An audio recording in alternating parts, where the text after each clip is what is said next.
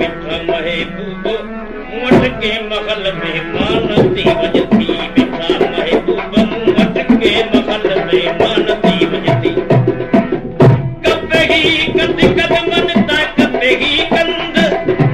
ओ कपही कंद कद मनता कदस कुर्बान थी वजती मिठा महबूब वट के महल में मानती वजती मिठा महबूब वट के महल में मानती वजती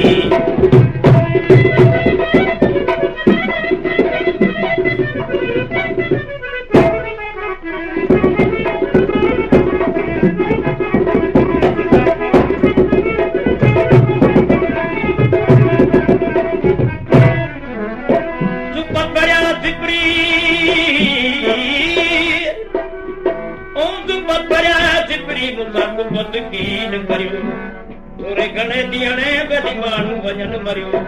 तेसी कुर्ब करियो जेसी जीअरा आयूं जहान में बदन घोड़ाए में वाघा उतरी कागज़ खणी कागा बदन घोड़ाए में वाघा उतर कागज़ खणी कागा ॿुधाए जिबाग में बागा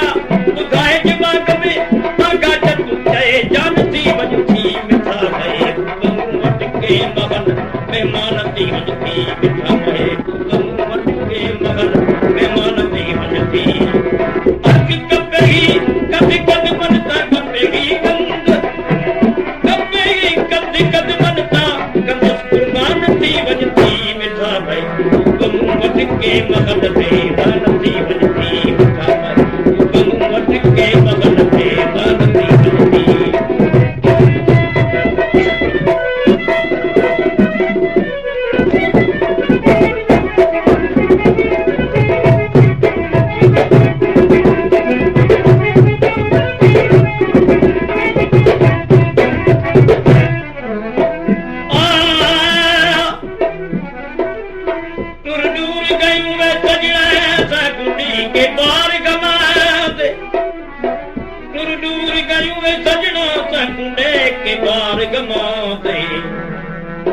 बार न सदी आई जिंदड़ी संग लखा ते बार नवाए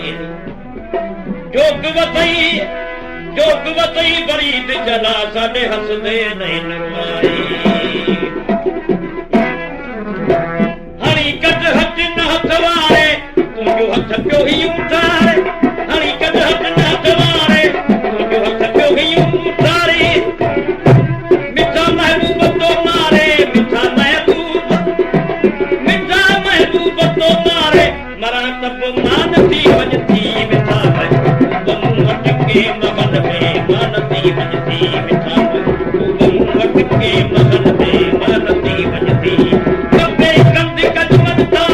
कबे कंद कद मनता कदस कुर्बान थी वजती मिठा महबूब वट के महल में मानती वजती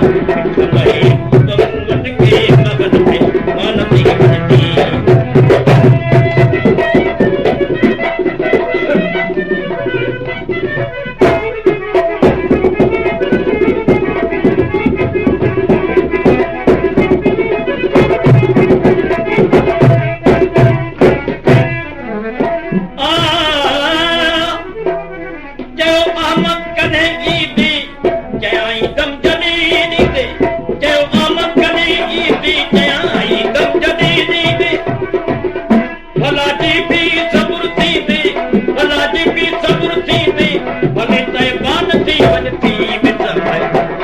वट के महल में मानती वजती महबूब